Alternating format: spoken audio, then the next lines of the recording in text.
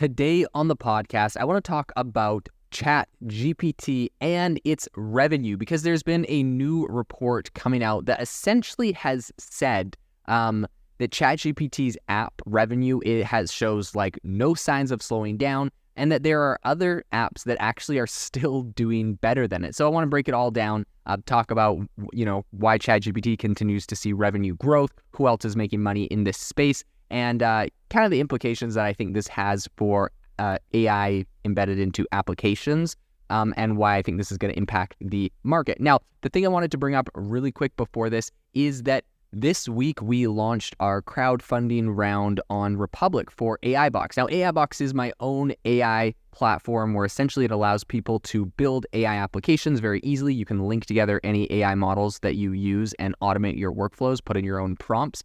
And we're doing a crowdfunding round to essentially expedite the development of the platform and get it into the hands of as many creators as possible. If you're interested in looking at what we're doing and looking at a round of crowdfunding, you can go over to republic.com/AI-box to see we have we have demo videos, we have a whole bunch of information on this entire round of funding. So I would love for you to check it out.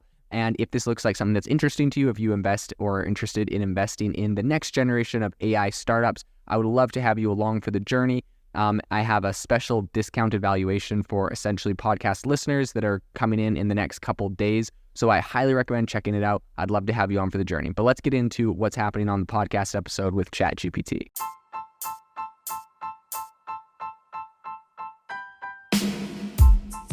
Welcome to the world's #1 AI podcast, AI Chat. I'm your host, Jaden Schaefer.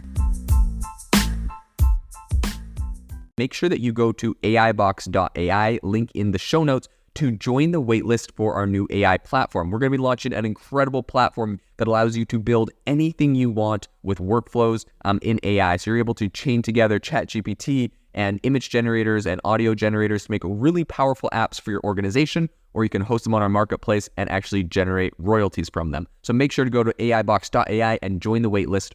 In addition, if you like the podcast, if you could do me a massive favor and please leave us a review on Apple or Spotify or wherever you listen to your podcast. This helps me be able to get better guests on here as they check the reviews to see how you guys are liking it. So if you could please do that, I would really, really appreciate it. Have you ever wanted to start your own podcast? I record and publish podcasts on a platform called Spotify for Podcasters, and I absolutely love it. Essentially, you can upload from your phone or computer, and it distributes to every platform that plays podcasts. They support video podcasts, and you can make money on the platform with ads or even podcast subscriptions, something that has made my life so much easier as a podcaster. So if you're interested, I highly recommend you give it a try. You can download the Spotify for Podcast app or go to spotify.com/podcasters to get started on your podcast today.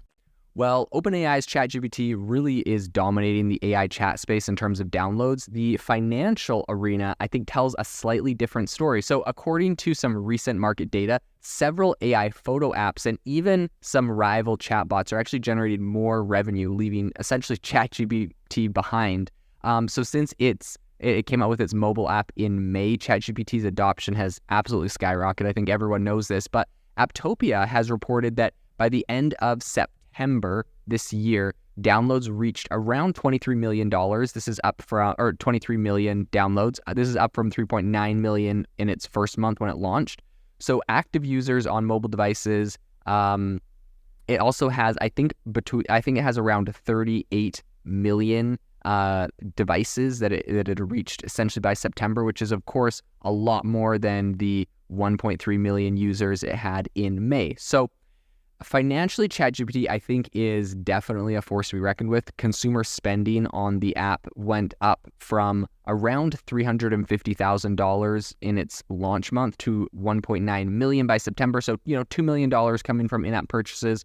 And then it went all the way up to around 2.39 million in October of this year. So I think while that's all very impressive, it's not the AI chatbot that is actually raking in the most money. So competitors, which are Chat and Ask AI and Chat On, AI chatbot assistant, reported September revenue of roughly 3.3 million and 2.11 million for each of them. So on it, like obviously these essentially are just chatbots that are built off of API to OpenAI, so it's on the exact same technology, but because they came out faster, because they spend a lot more on marketing, they're actually pulling ahead when it comes to revenue. With all that being said, I think it's very obvious that there is a really big marketplace for AI chat apps. A lot of people don't actually know what ChatGPT is, and so they get a lot of the other essentially knockoffs. There's 5 competitors, including Chat and Ask AI and AI Chatbot, AI Chatsmith. Each of them have over 2 million downloads in September. So, a lot of these apps leverage, App Store SEO and then ranking high for popular search terms. And so while their numbers are still behind ChatGPT's 23 million, I think it's clear that there is a big demand beyond just OpenAI's offering, right? I think there's a lot of other people, I kind of make fun of them and call them knockoffs, but at the same time, sometimes ChatGPT really is slow to roll out features, and some of these other players are rolling out features faster than ChatGPT is. They may be grabbing the API to ChatGPT and GPT-4, but they're also rolling in other interesting features that a lot of people like. So definitely is the opportunity for value add. One of the other players a lot of people bring up a lot is it's A16Z's backed character.ai, which essentially offers customizable AI personas, and they had 2.39 million downloads in September. So I think, download figures alone don't paint the full picture. Many AI chatbot apps have also kind of retained their user base. So for example, ChatGPT has nearly 39 million monthly active users. Quora's Poe chatbot isn't far behind with 1.1 million. Also, there, of course, is Chat and Ask AI and AI Chatbot, which have 9 million and 8 million monthly active users each. So I think it's not just chatbots, which are making, waves in the space. AI photo apps, which of course are using AI for personalized image effects, are giving chatbots, I think, a run for their money. Remini, which I personally used, and it's okay. It wasn't my favorite, to be honest. But it essentially was boosted by it's really popular on TikTok. It went viral a couple times. But it got 16 million downloads in September. PixArt AI photo editor wasn't actually far behind that with 16 million. And so in terms of in-app purchases, many AI photo apps are actually eclipsing ChatGPT. So for instance, in September, while ChatGPT had $1.9 million, Remini and FaceApp had $6.2 million and $6.4 million, which means sometimes people really are willing to pay a little bit more for something that's very personalized to themselves, right? It's their own personalized pictures. And, Remini and maybe FaceApp spend a lot of money on marketing. I'm not sure where that goes or what that figure's like. But I really think that there definitely is space for a lot of money to be made in the AI space and not just from ChatGPT. So I think one reason could be that ChatGPT's strategy of offering its premium subscription on mobile and web is essentially primarily, targeting mobile users and it's got to kind of capitalize on its in-app interactions. So I think while the sustainability of AI photo apps is definitely in question, Lensa, after going viral in December last year with 23 million downloads, saw a really sharp drop-off to around 400,000 downloads in September of this year.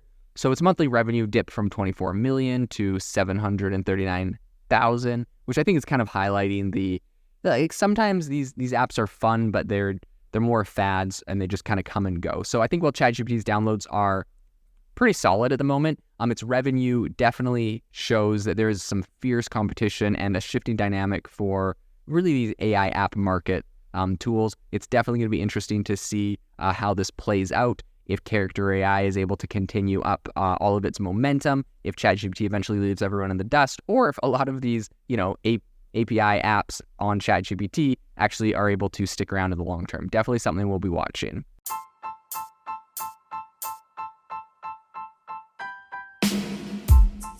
Thank you for listening to the AI Chat Podcast. If you enjoyed the podcast, I'd appreciate it if you rate me wherever you listen to podcasts. And if you're looking for an innovative group of AI enthusiasts, make sure you check out our Discord channel and also our Facebook community. It's obviously a lot more interactive than a podcast where we can actually share software tools, prompts that we're using in everyday AI. I'll leave a link for those in the description below.